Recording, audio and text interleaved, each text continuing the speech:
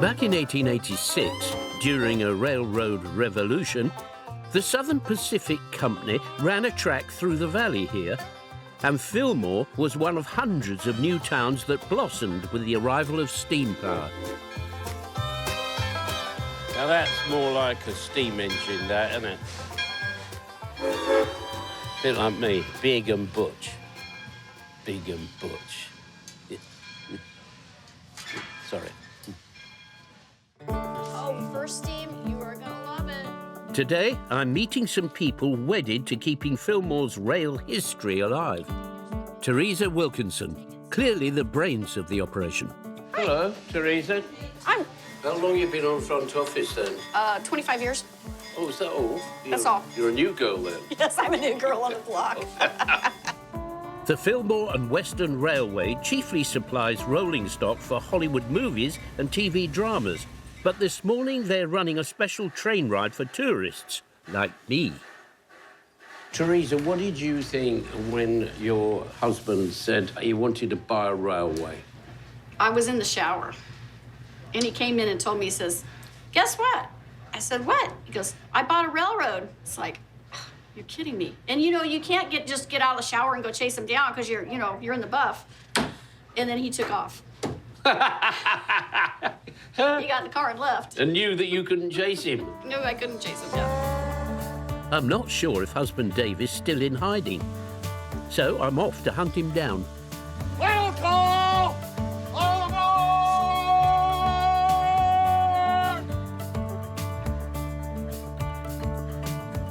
Dave. Oh, welcome aboard. Bless you. Ah, found him. And it looks like he's reserved the best seat in the house for himself. This is great. You could get into here and get away from the wife. She's my best friend. Good. Great. Okay. Except when you told her about the railway and she was in the shower, you did a runner. Well, I knew for a fact that she's a very modest person, and she wasn't going to chase me across the front yard in the nude. We'll be riding the track from Fillmore to the town of Santa Paula, a mere 10 miles. But I'm in caboose class, with the added option of al fresco, no less. Hey, this is it. This is it. What a good idea of yours. Yeah. So, Yeah, great. This is. There's my lovely wife. There she is. There's Teresa. Yeah. Bye, babes. We're 30 miles long. Well, that's a good, decent amateur railway It for is. For a grown-up. And it also has 4 of its existing stations on the railroad, so we have a lot of history. Where did all this come from, all this passion with railways? Did you have a little rail track when you were a kid? It's been a lifelong infection. No, I had trains when I was a kid, and I grew up with trains. I've always loved trains. This line was built just 17 years after the completion of America's first transcontinental railway in 1869. Up to 10 miles of new track was being laid down in a single day, and people streamed into California in their thousands. This region, the Santa Clara River Valley, thrived and became famed across the globe for its juicy oranges and zesty lemons. This valley used to be one of the biggest navel orange producers in the world. Really? And I have records of them hauling up to 110 cars of oranges a day in packing system. Good Lord. And that's a tremendous amount of fruit.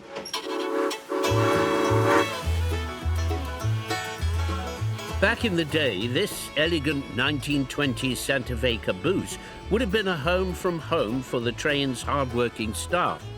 Must have been a tough gig, eh?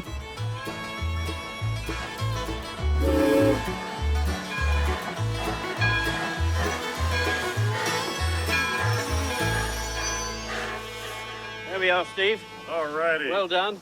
Thank you. Glad you enjoyed your ride. Welcome to Santa Paula. Santa Paula, here I come. We've reached the end of the line, and I'm off for a closer gander at the beautiful 1913 Baldwin engine that pulled us here.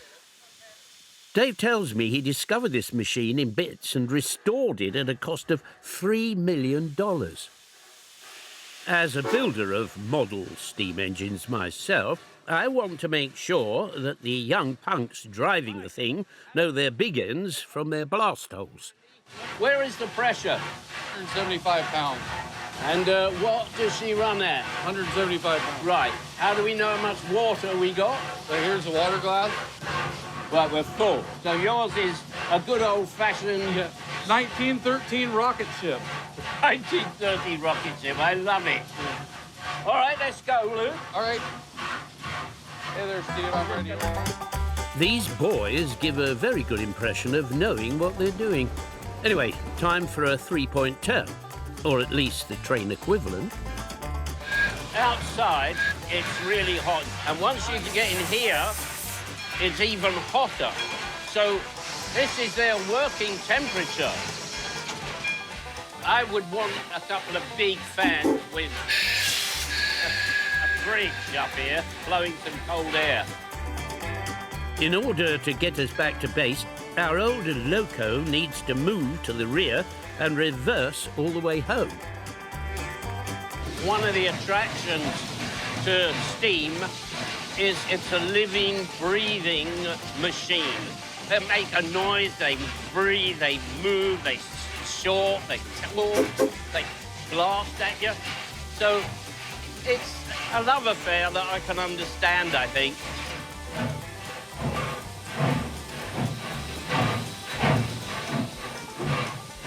You can hear it, you can feel it, can't you?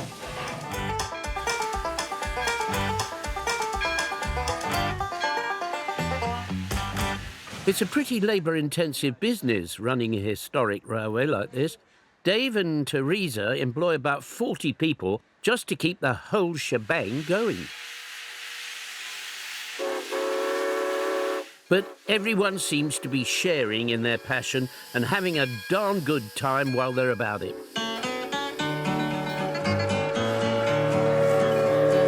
This train, I'm bound for glory. This train, I'm bound for glory. This train, I'm bound for glory. Don't care none but the righteous and holy. This train, I'm bound for glory. This train.